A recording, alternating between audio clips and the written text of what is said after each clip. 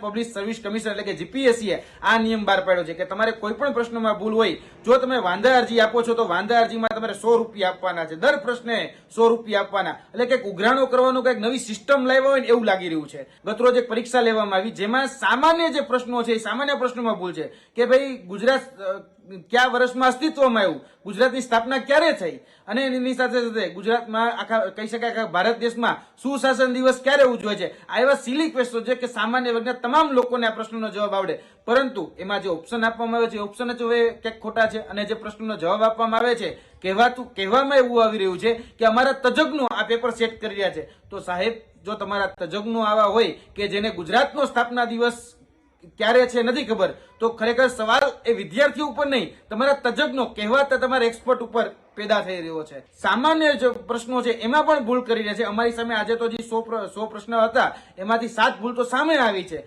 ઘણી બધી ભૂલો હશે બીજી તો, અને દેખીતી રીતે જે ભૂલો સામે આવી છે, હવે એ વાંધા અરજી અમારે તમને આપવાની, એમાં અમારે તમને 100 રૂપિયા દેવાના. એટલે કે તમને તમારો સાચો અરીસો અમે દેખાડીએ તો ઉમેદવારને પૈસા દેવાના, આ તો ક્યાંનો નહીં.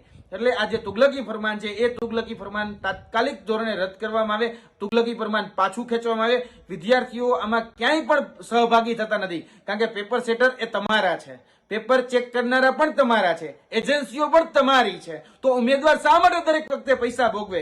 ખરેખર તો રિફંડ એ જીપીએસસી આપવું જોઈએ અને અન્ય ભરતી બોર્ડે આપવું જોઈએ, કારણ કે ઉમેદવારોનો સમય એમાં વ્યય થયો છે, અને ઉમેદવાર હવે શા માટે ભાઈ નાણાં વ્યય કરે? ભૂલ તમારી છે તો ભોગવે શા માટે વિદ્યાર્થી? એ પ્રશ્ન